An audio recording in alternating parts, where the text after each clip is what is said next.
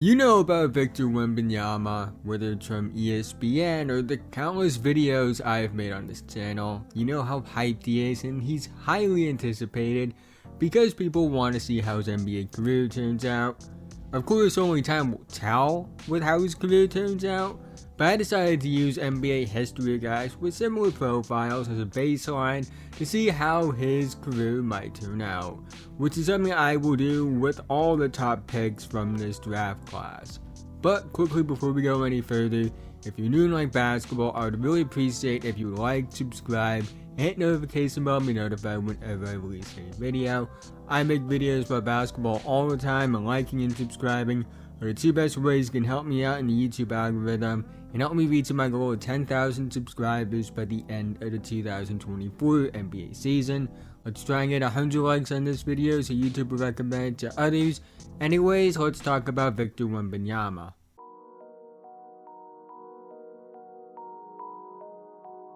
Now, finding profiles to compare for Victor is difficult because he's truly unique. There's no one like him. There's nobody that combines his height, athleticism, movement skills, basketball skills, and intangibles.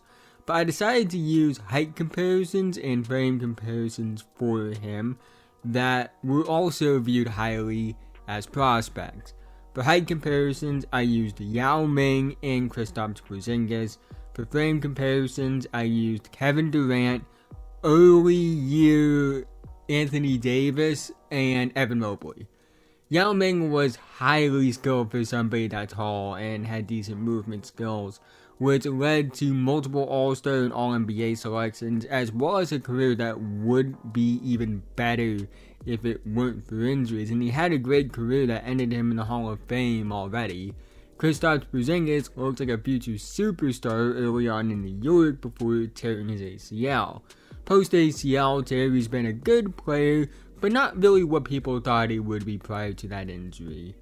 Kevin Durant's profile is going to be a major factor in the baseline of this projection. Now, I'm not saying Victor will be Kevin Durant as a scorer because that's a lot to ask for anyone, even Victor. But the reason it's so important is that from a frame perspective, they are similar and project to be similar throughout their careers. And also, the high usage of KD at a young age is important for the baseline of this projection as well. Evan Mobley is another player I look at for frame projections because I think it's similar, and his defensive impact at a young age is at an all-time level. He's one of the best young defensive players we have ever seen. And that's similar to the projections for Victor Wembanyama on that end of the floor early on. And while I don't think Victor will have a similar frame to what Anthony Davis is now, they did have similar frames entering the NBA.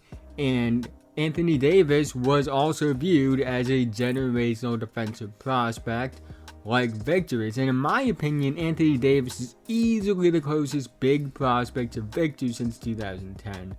With all that being said, here are my rookie projections for Victor.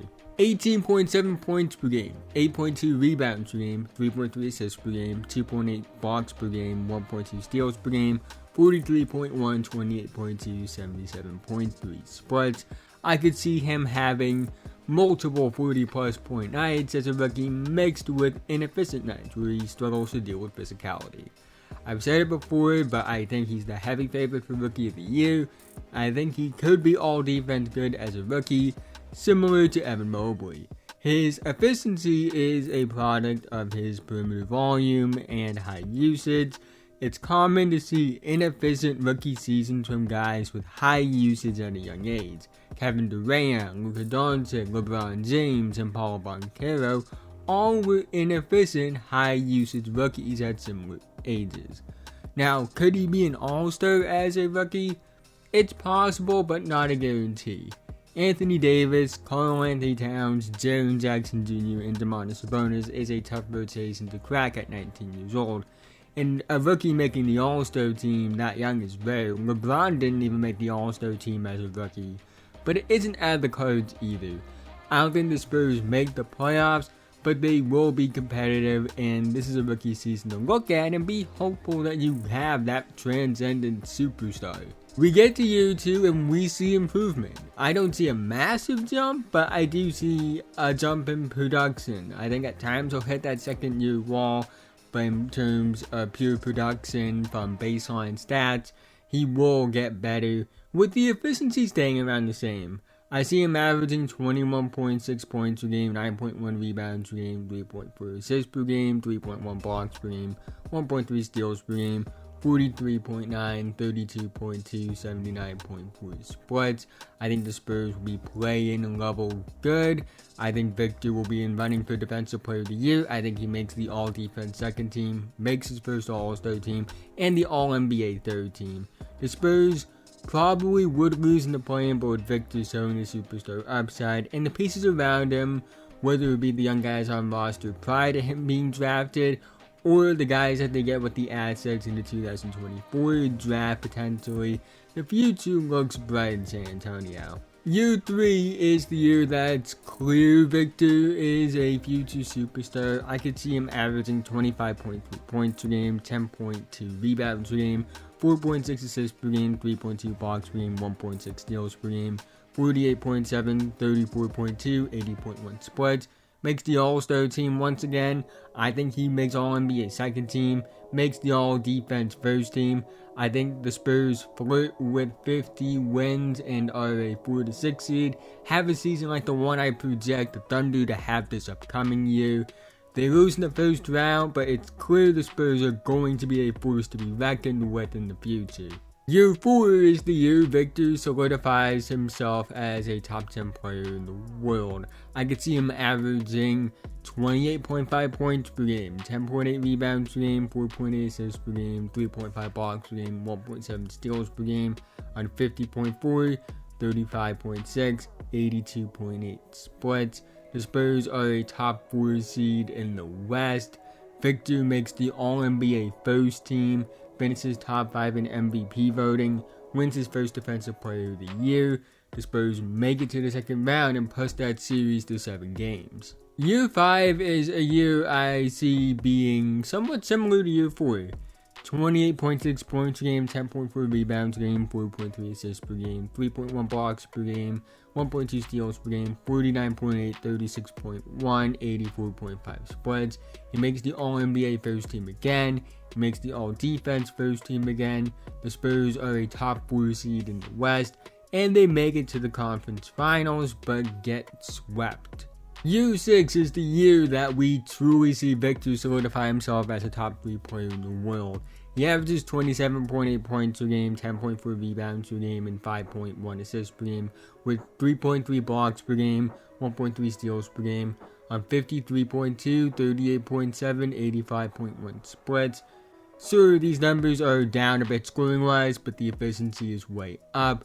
He's the best defensive player in the world. The Spurs are a top seed in the West. He wins his first MVP, wins Defensive Player of the Year. The Spurs make it to the conference finals again, and this time they push it to 7 games, even though they still get eliminated. Year 7 is the season that, if everything goes right, Victor shows he's the best player in the world, or at the very least in heavy consideration. He has his best season yet.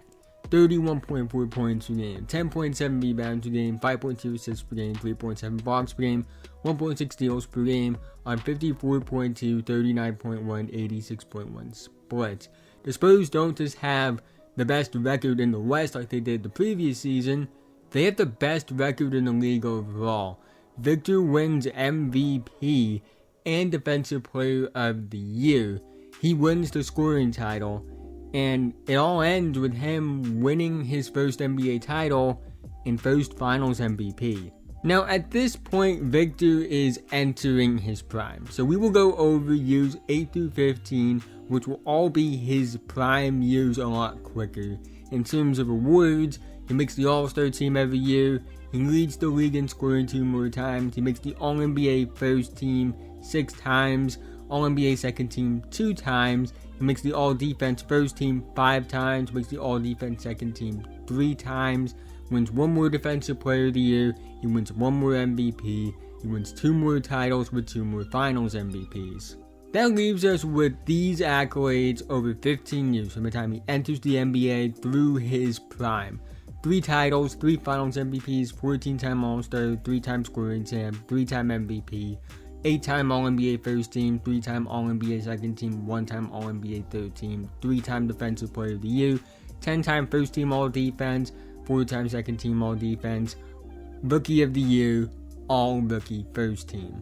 In terms of stats from a point per game perspective, he averages 29.4 points per game in his prime years. Compare that to 25.9 leading up to his prime, which means 34,153 career points in 15 years and a career average of 27.7 points per game through 15 seasons. We're going to say that he sees a decline overall with his stats over his final 5 years. Averages a combined 21.4 points per game during that time span, which means he could potentially be the all-time leading scorer at 42,927 points at that pace. Now, I want you to keep this in mind. I'm not saying this is the expectation for Victor Wembanyama. I'm not saying he will be a disappointment if he's not a multi-time MVP, Defensive Player of the Year, scoring champion, and NBA champion, as well as the all-time leading scorer. There are a lot of factors like injuries and team context that matter. This is just what I think the best possible outcome for his career might look like if it all goes according to plan. And I do think that it speaks to his talent, where he gives an upside that you can look at a projection like this and believe it is a possible outcome. I think Victor Wembanyama will be great. I think he's a franchise ascending talent. This is just a fun series I'm going to do with the young guys in the NBA to see how their careers could turn out if everything goes right. One that we can look back on over time if YouTube is still a thing to see how right or wrong I was. I'm not going to be disappointed if Victor doesn't reach this outcome because that's not the point of this series. This series is just looking at the potential best possible scenario in terms of outcome based off NBA history and my evaluation of the prospects. But that's the end of this video. If you made it to this point, thank you so much. Again, haven't already, like, subscribe, hit notification bell, I'm notified whenever I release a video.